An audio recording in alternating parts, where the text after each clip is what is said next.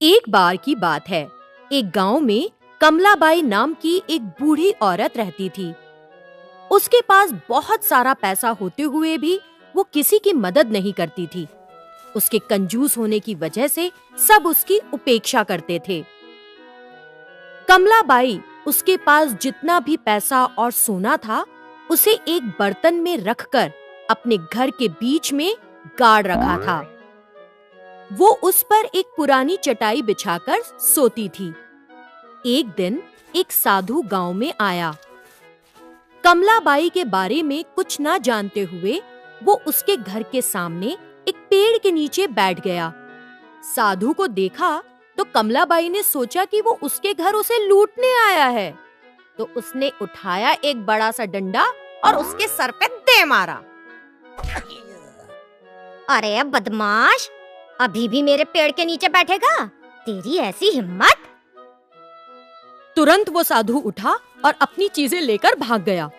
फिर उसने गांव के लोगों से कमलाबाई के बारे में पता किया। वो कमलाबाई, वो तो बहुत कंजूस है, किसी की मदद नहीं करती। बुढ़िया के पास पैसा बहुत है, लेकिन देती किसी को नहीं। कमलाबाई दान दक्षिणा कुछ नहीं करती।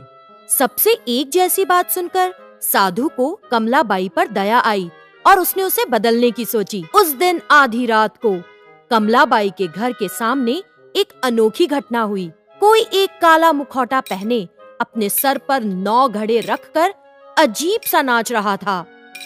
जब कमलाबाई ने पायल के घुंघरुओं की आवाज सुनी तो उसने एक बड़ा सा डंडा हाथ में लेकर घर का दरवाजा खोला। एक भूतनी को घर के सामने नाचते देखकर कमलाबाई डर गई।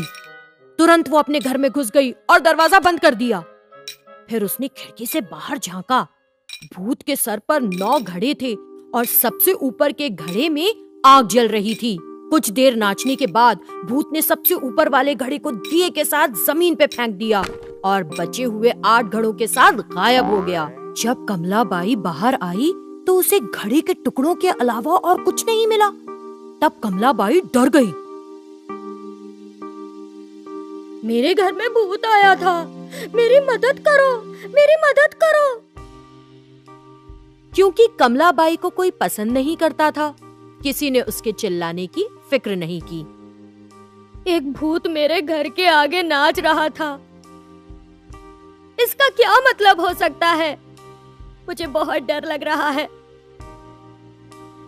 लेकिन किसी ने उसकी बातों पर ध्यान नहीं दिया, बल्कि उसकी तरफ देखा भी नहीं। रात में कमलाबाई घर के अंदर एक बड़ा सा डंडा पकड़कर खड़ी हो गई।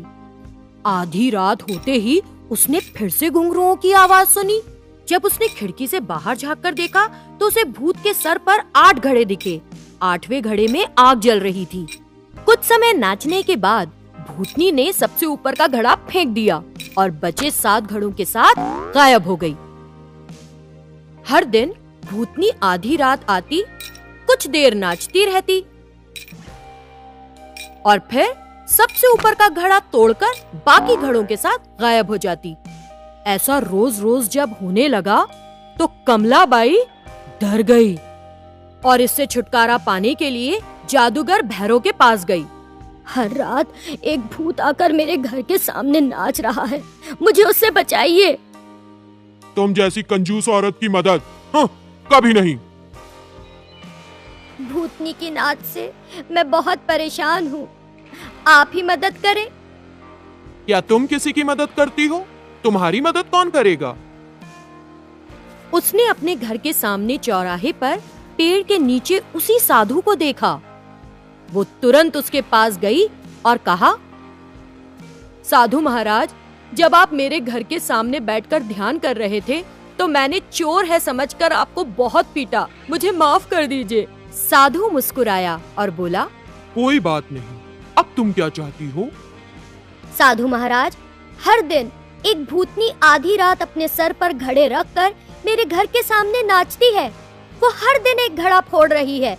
फिलहाल उसके सर पर 5 घड़े हैं। इसकी वजह न जानकर मैं पागल सी हो रही हूँ। आपको मुझे उस भूत से बचाना होगा।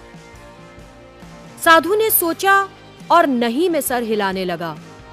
कोई उपाय नहीं कमलाबाई, तुम्हारे आखिरी दिन आ गए हैं। ऐसा इसलिए क्योंकि भूतों का सरदार उन्हें छोड़कर कहीं चला गया है। इस वजह से सारे भूत निसहाय हो गए हैं। समूह छोड़ते वक्त भूतों के सरदार ने उनसे कहा कि तुम उनकी सरदार बनने योग्य हो, इसलिए वो भूत तुमको अपने साथ ले जाने की कोशिश में हैं। अगर तुम बहुत समय जीवित रही तो ये कैसे मुमकिन होगा? इसीलिए वो अलग अलग तरीकों से तुम्हें ले जाने का प्रयास कर रहे हैं।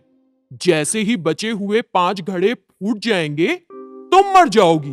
हे ईश्वर, आपको मुझे उनसे बचाना होगा।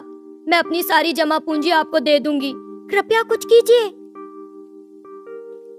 ठीक है, आज से तुम श्रद्धा पूर्वक धर्म, पूजा, दान, सहायता और दूसरी अच्छी चीजें करना शुरू करो। बाकी मैं देखता हूँ। उस दिन से कमलाबाई ने दान देने का निश्चय किया। जब वो लोगों को दान देने पहुंची तो किसी ने उससे कुछ नहीं लिया। लोग उससे दूर जाने लगे। यहाँ तक कि कुत्तों और कौओं ने भी उसके डाले खाने को नहीं छुआ। और उस रात कमलाबाई के घर के आगे एक और घड़ा फूट गया।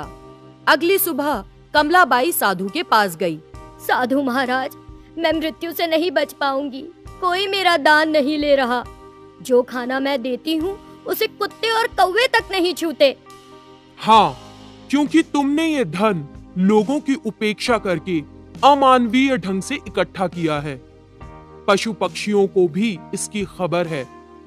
इसीलिए अब अपना पैसा मंदिर बनवाने, कुएं खुदवाने, अनाथालय बनवाने में खर्च करो।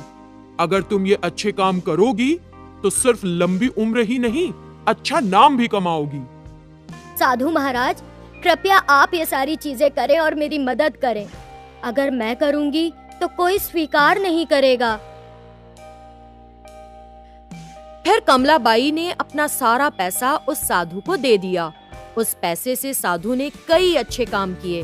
तब से कमलाबाई को न सिर्फ भूतों से छुटकारा मिल गया, बल्कि उसका अच्छा नाम भी हो गया। तो बच्चों, हमें इस कहानी से क्या शिक्षा मिलती है? यही कि जिंदगी जीना दूसरों की मदद करना है। हाय बच्चों, आपको हमारा वीडियो पसंद आया? और ज्यादा वीडियोस के लिए सब्सक्राइब कीजिए। फेसबुक और ट्विटर में हमें आकर मिलिए। Bye bye.